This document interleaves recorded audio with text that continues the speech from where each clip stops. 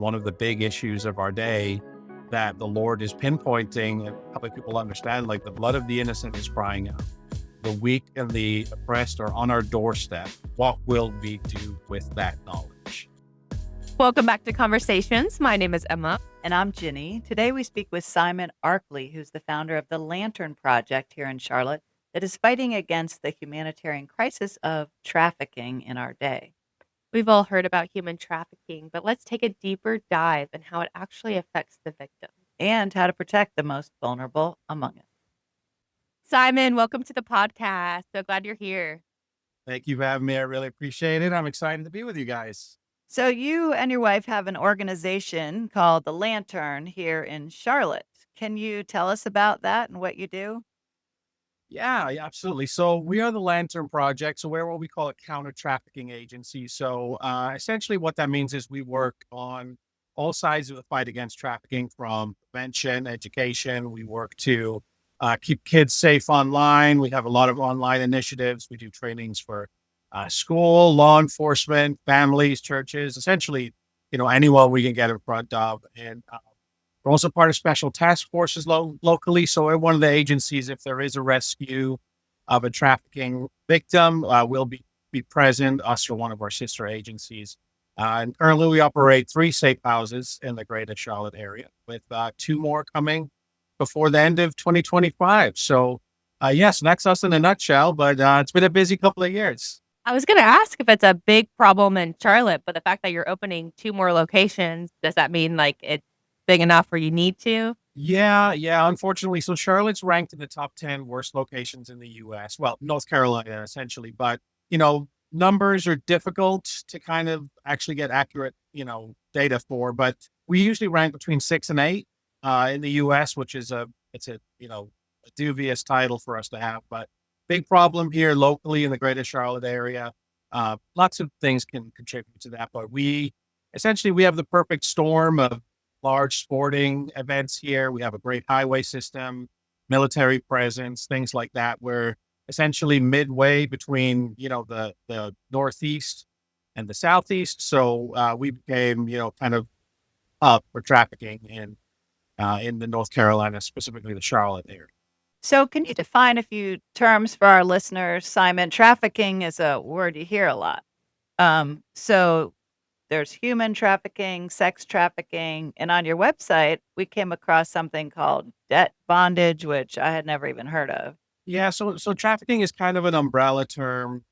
Essentially, in layman's terms, it's someone being forced to do something against their will through certain methods, and trafficking does break down into other forms. So we're a sex trafficking agency more specifically, but we always work with anyone who comes forward. So, there is labor trafficking is huge in North Carolina. So a lot of people essentially working, as you mentioned, for very little to no money.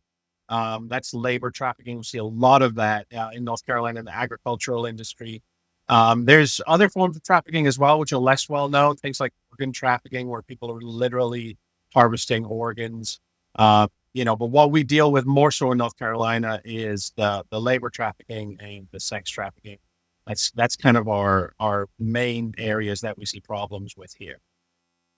You and your wife do this together, correct? That's right. Yeah. She's the rock of the team. Absolutely. Yeah. So what made you be interested or kind of start this? So it kind of all started for us. We were, my wife and I were missionaries. So shortly after we got married, super zealous, sold everything, went to the mission field, and we spent time in the Netherlands, and that was kind of where we first stumbled across trafficking. We were out for a walk one day, perfectly innocent walk. We took a wrong turn down one of the alleyways and stumbled into a red light district, and we didn't even realize it was there. We knew the reputation of the Netherlands. We knew prostitution was legal there. We knew there were things like that happening, but we didn't actually know there was one in our town. And so we stumbled across it. And from there, my wife in particular started striking up relationships with some of the girls. And what we're realizing really quickly was that a lot of these girls were brought into the Netherlands under the assumption of working in the hospitality industry, working in hotels, things like that. And then when they were there, their identification of passport was taken away from them, and they were forced to essentially pay off, is what these traffickers say. You pay off your flight fees and all of that. You pay off them all the money we spent bringing you here by, dancing in this window or performing sex acts or things like that. So that was our first exposure. At that point, we knew we had to do something. The remainder of our time on the mission field, we worked to try to combat that any way we could, try to gather as much information as we could. And then when we did return to the US, honestly, we started seeing a lot of the same trends we were seeing in Europe taking place in the United States. And that was when we were like, we have to be a part of fighting trafficking here, because it's only a matter of time before this takes over the way it has in certain places in Europe. And so that was kind of the catalyst for us. And it didn't take long once we actually started looking for us to start seeing things all around us that were hidden in plain sight. And then, that was for us was a very clear indicator that we needed to jump in and engage in the fight against trafficking. You answered my question that I had next about kind of how these women or girls are placed in this situation, and that's where they think they're going for one reason and are kind of trapped or tricked. Do you see other ways where someone might fall into that type of situation? Yeah, so it's honestly it's trafficking, even since we've been doing this, has evolved quite significantly. So in the US, you're not going to see a lot of white vans pulling up and kidnapping people and then forcing them into prostitution kind of thing. The kind of the movie style horror stories that you hear. In Charlotte and in the US in general, now I think it's like 88% is the most recent stat of cases now originate online.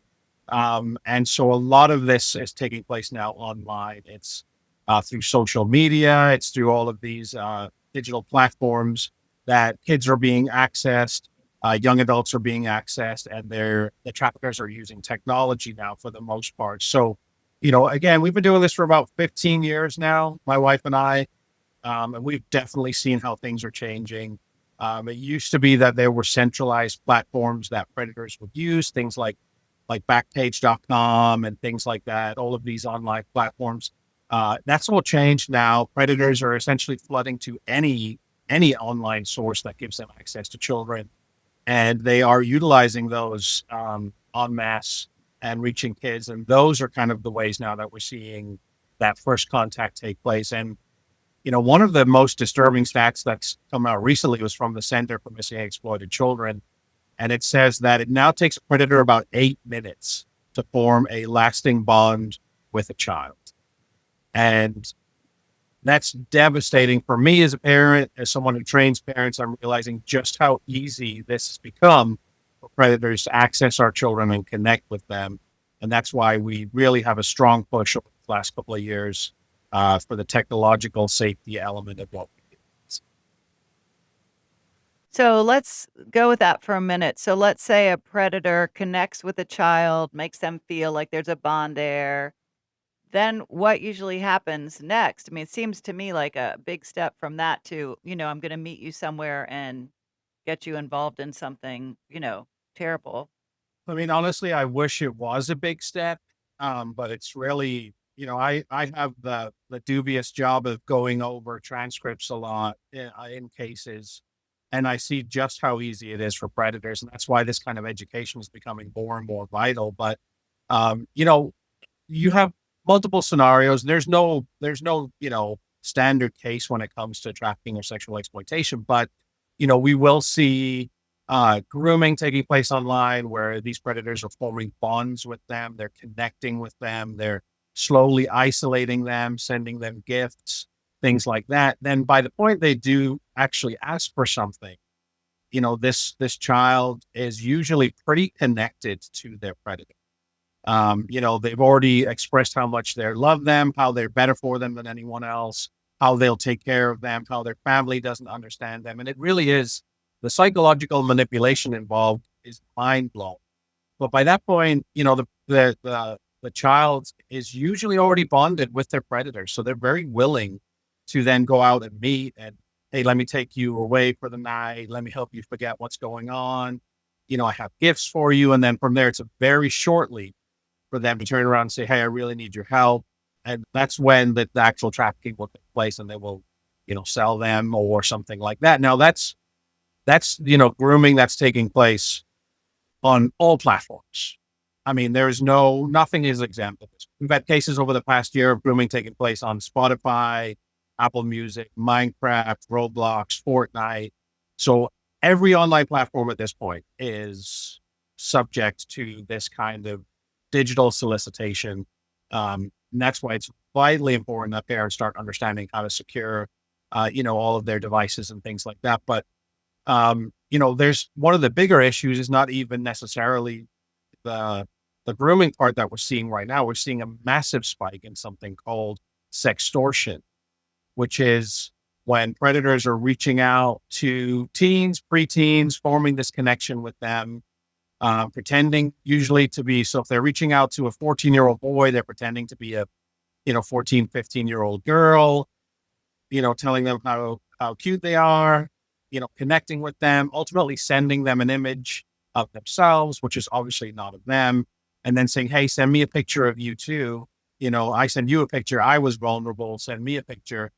And the trend that we're seeing right now is specifically young boys being targeted. And we can surmise that young boys tend to be a little bit more reckless in this kind of situation, a little bit more impulsive.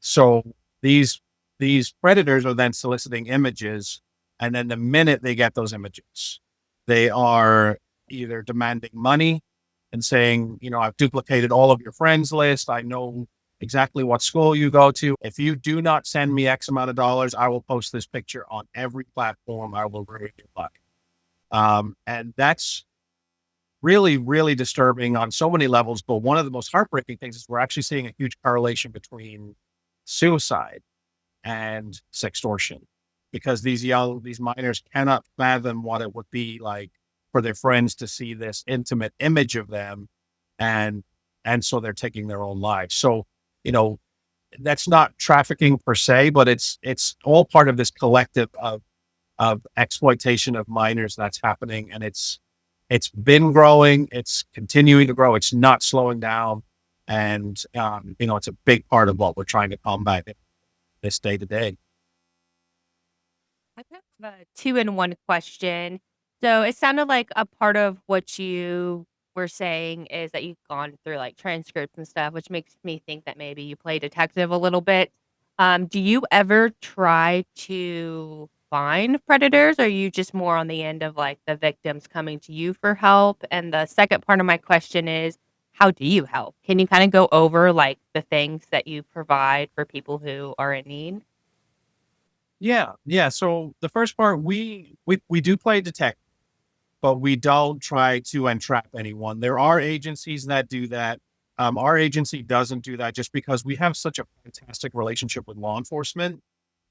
We don't want to step on any toes or invalidate any ongoing investigations, and things like that. But in regards to how we help, so I mean, we usually get a call, either referral from law enforcement, or from either another agency. We get a lot of other agency calls, just because of our expertise, particularly in the tech area.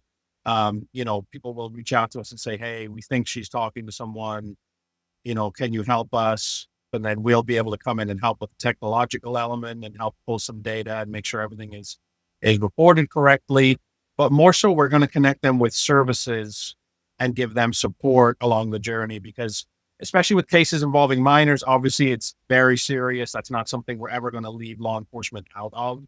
Um, so, if we do get a call, we will step in, we will counsel parents immediately. Let's get law enforcement involved during that time. We have a great network of counselors and therapists immediately that we can plug these people into. And then we will walk with them step by step and assist law enforcement in either detecting or helping log data, or even, depending on the age of the victim at that point and what's happening with them, they may be a candidate to come into our program in one of our safe houses. We have what's called a 6 to 12 month long-term transitional. So if someone is in a position where they've been trafficked or they've been extorted, and honestly, their worlds have crumbled by that point, and they need support from every angle. Our goal and vision is then to come around them, support them with wraparound services, get them plugged into a community, get them plugged into a church, get them job placement training, help them actually just feel safe and secure so they work on their healing, go to their therapies and things like that. So again, it differs greatly depending on the situation, the age of the client. We don't take minors into our houses. We're an adult program. We take adults and their children. So we have one of our houses right now has like a large family in it because the entire family was connected to a case. So that's amazing. That's an amazing ministry. What about parents listening, thinking, gosh, the whole social media world is so overwhelming for parents. Yeah. Are there particular signs they should look for in their children? How do you educate parents in that way? So we call it the parent gap. This is what we're facing right now is, we have a gap forming between parents understanding and tech knowledge and the children growing up that are essentially born with an iPad in their hand. And they are tech savvy from the womb, it feels like. So it is vitally important that parents at least keep the finger on the pulse of what their kids are doing. And we have tons of materials on our website, like conversation starters and things like that, that talk about all of this. But some of the key things for parents to be looking out for, I mean, first of all, rewinding a little bit, we encourage parents to delay technology as long as humanly possible, especially personal devices. So, I'll go speak at a school and there'll be a room full of 9-year-olds and every one of them has an iPad. And it's devastating to me because I know not only is that a way for them to access the internet, it's a way for the internet to access them. And so we tell people delay as long as possible.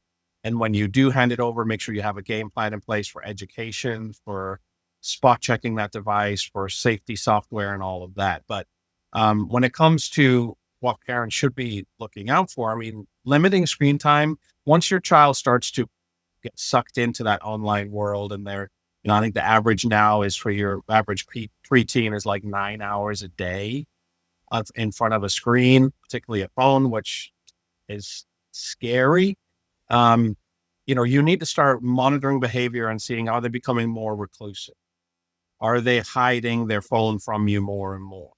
We have a rule in our house, most people it's funny because people think, man, your kids must be basically Amish because of what you do for a living. And I'm like, they're not actually. I mean, my kids are very tech savvy, but I train them in technology in a safe environment. That's kind of they don't ever take a device out of public sight. So no phones in the bathrooms, no phones in the bedrooms. They're not allowed to put on headsets and vanish into another room playing a game. So if you start to see your kid withdrawing and doing a lot of that stuff, if they start getting strange gifts that you don't know where they came from, if you notice apps are being downloaded that you haven't approved, because one of the main things that predators will do is they will try to move kids around onto apps that have better securities, like private VPNs, things that they can delete their trail a lot more easily. Because one of the main things that predators will do is they will try to move kids around onto apps that have better securities, like private VPNs, things that they can delete their trail a lot more easily. And that's what we see a lot of. We see a lot of that happening, a lot of kids being moved over to Discord because a predator can erase their trail essentially immediately. So if you start to see strange apps and things like that, you notice strange behavior, you notice your kids are, starting to become more reclusive. If they're being isolated from their friend groups, they're not wanting to go out and be with other people as much. So that's usually an indicator that something is going on. I'm a big advocate of security software on every device. We have a list of resources on our website for parents that need it. I'm a big advocate of spot checking those devices and making sure you're randomly checking them.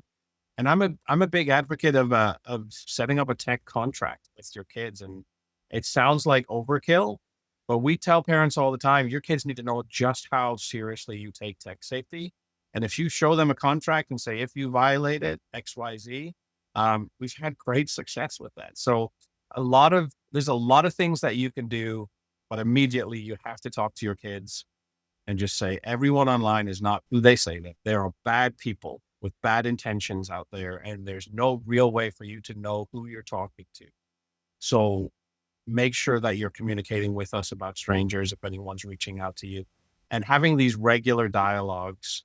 I mean, basically daily with your kids is becoming essential so that they can start to recognize when something is going awry. Yeah, one of the things that well, my children are just out of their teen years, but making them plug the phone in at night in our room after a certain time.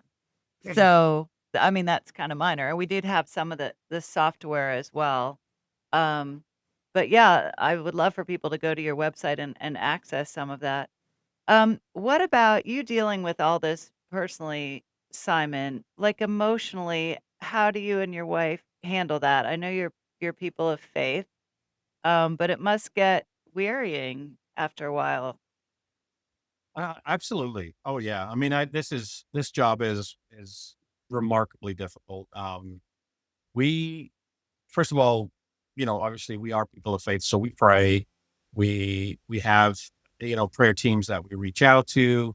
We have prayer lists that we reach out to. We're always, especially if we're in a difficult situation, or transport or something like that, we'll reach out and we'll tell everyone, hey, please be praying.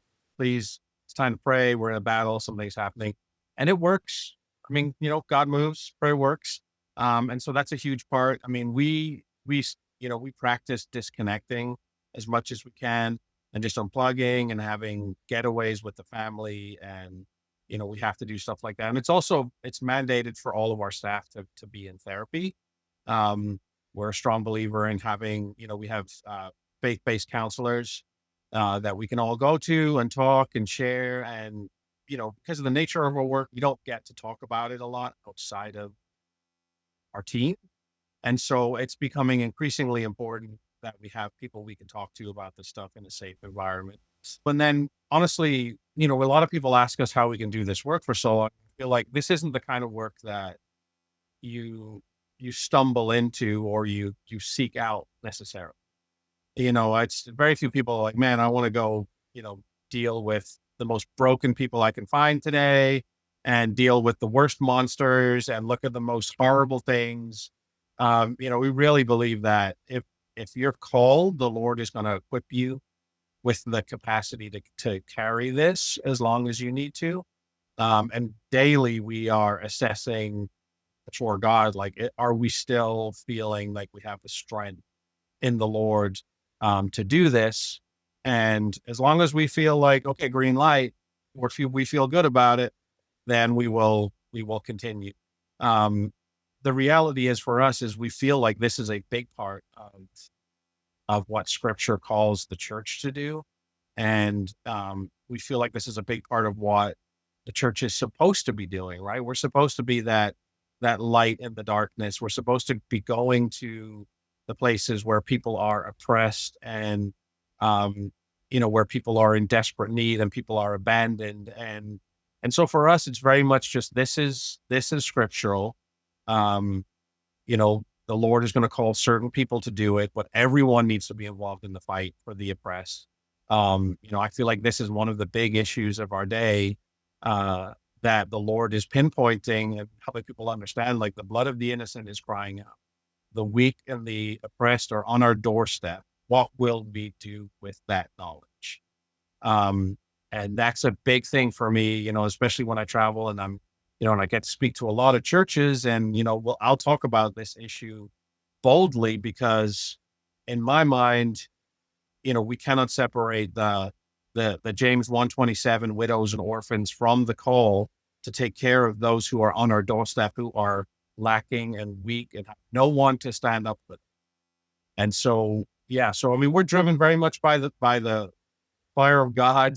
And so as soon as the Lord closes the door on that, we'll graciously retire. But I honestly don't envision that happening anytime soon. We'll provide the website where parents can access those links. Maybe one last question. It's for me. I know me. Yeah. Unless you have one. Do you have one? I do, but you go. You Okay. go. Um, this one's kind of like if you're in a situation where you're kind of an outsider, not necessarily maybe a family member, or you could be, but you don't feel comfortable maybe confronting the individual. Like, are you doing this? Are you talking to this person?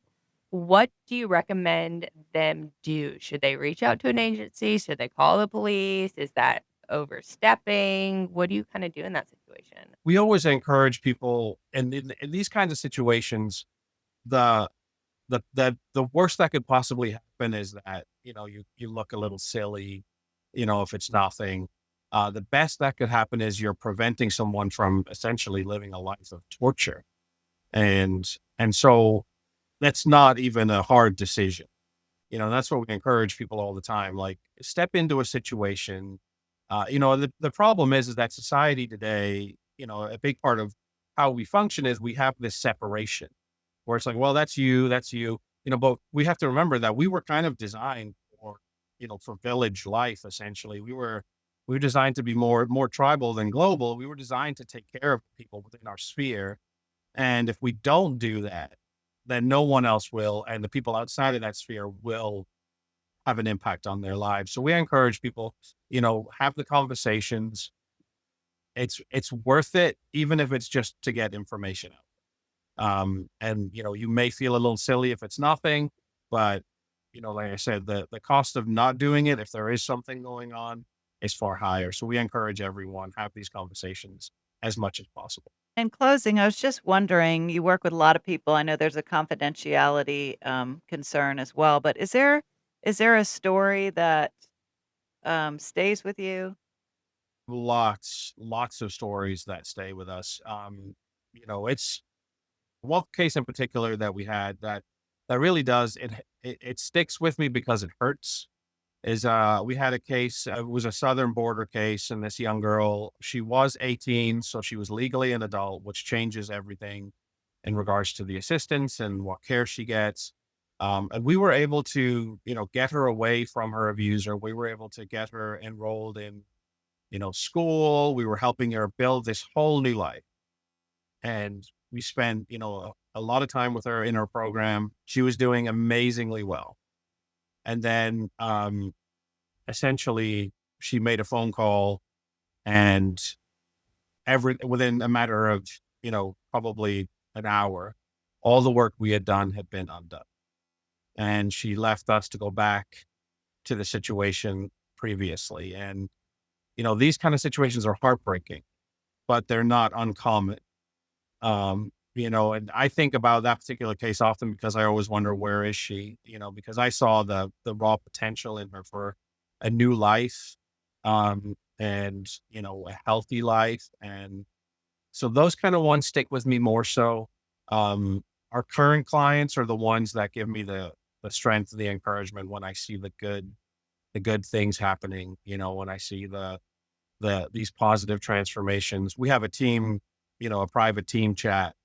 And anytime something good happens, we post it in there because it's like, we need every win we could get. So we encourage each other daily with, hey, the client said this, praise God, praise God. This is something awesome to celebrate. So, I think every case we work stays with us in some way, but the ones that we can help, we help.